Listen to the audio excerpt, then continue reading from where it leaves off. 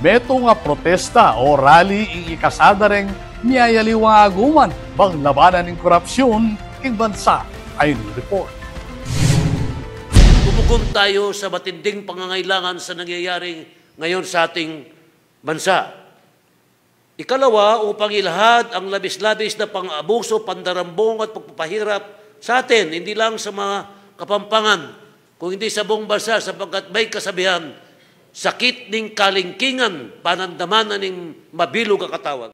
Reti reng pamuklata amano ng Alex Caugiran, ing dating presidente ning Clark International Airport Corporation o SIAC at ing lead convener ning Concerned Citizens of Pampanga. Meto nga kilos protesta ing ikasada reng miyayaliwang sektor laban king malawakan kanong korupsyon king bansa, kabilang na reng maanumalya at kontrobersyal a flood control projects ning gobyerno. Iti katukining karelang press conference ketiking St. Scholastica's Academy o SSA Pampanga ngayon September 11. Ing Concerned Citizens of Pampanga, metong yang aguman dareng miyayaliwang individual, organisasyon at progresibong grupo.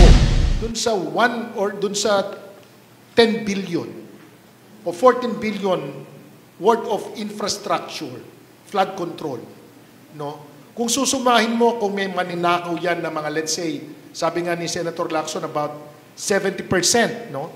To 79% of the funding for flood control projects ay nanakaw lang at nabubulsa.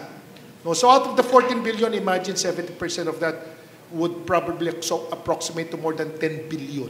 1 trillion a year. 1 trillion a year. So 800 million. No? Dito lang sa Pampanga, yung sinasabi ko. Imagine, we have 40,000 rice farmers. Registered yan. No? Nakasulukuyan na ay talagang naghihikahos. No, dahil yung presyo ng palay nila na binibili, 8 to 10 pesos, 12 pesos, kulang pa sa puhunan. Kabilang niya kano'y Pampanga, kareng lugar na direktang apektado, king maling pa mangamit ning pondo, a dapat sana para kareng istrukturang poprotekta, kareng residente, laban king albog. Ing sangkan kanuketi, ing malalang korupsyon. Bilang taong simbahan po, nahihiya po ako na itong mga nangungurakot ay siyempre mga Kristiyano yan, Katoliko yan. Siguro nag-aral pa sa Catholic school. Anong napag-aralan nila? Ano ang kanilang buhay bilang Kristiyano? Yung sisimba sila linggo-linggo, tapos nangungurakot Monday to Saturday. Anong klaseng pagiging Kristiyano yon? Anong pagiging mabuting anak ng Diyos ba yon? Wala pa silang konsyensya? Nakakahiya po. Kaya ako'y nananawagan sa buong simbahan. Mabuti ngayon dito sa Pampanga, dito sa St. Paul, na nagsisimba kami, ang sermon nila talagang against kurakot. Ako nananawagan sa lahat ng mga pare, sa buong bansa, mag-sermon kayo against kurakot. Mag-sermon kayo against itong mga taong walang talagang simpatya sa ating bayan. Kabilang kareng mekisan metong reng human rights at civic groups, religious sector, akademya, reng ortilano at aliwa pang memalen, ama nyulong king transparency, iba't king gobyerno.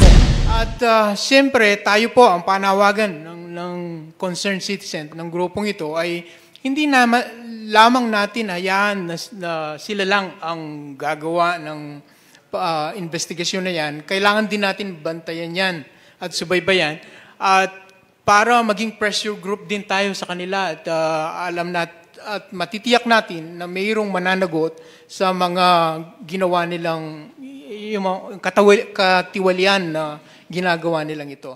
Makasadyayang gawa ng serye dareng aktibidad manibat September 17 kapamilataning province-wide noise barrage. King September 17 naman ganapan yung metong programa King Metropolitan Cathedral King Syudad ning San Fernando. Aumpisan kapamilataning metong misa at tukyan ning metong payapang rally. At sula naman king press conference dina JC Alcaraz ning alyansa na mga magbubukid sa gitnang Luzon. At suya naman ni LV Edona ning Kadamay Pampanga, Clifford Piñera ning National Union of Students of the Philippines o NUSP Pampanga.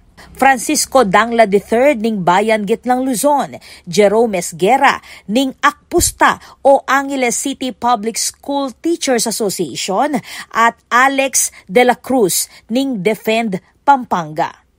Ako po, Patricia Mamangon para King News Force Pampanga. Balitang tutuking Balen, susuyo.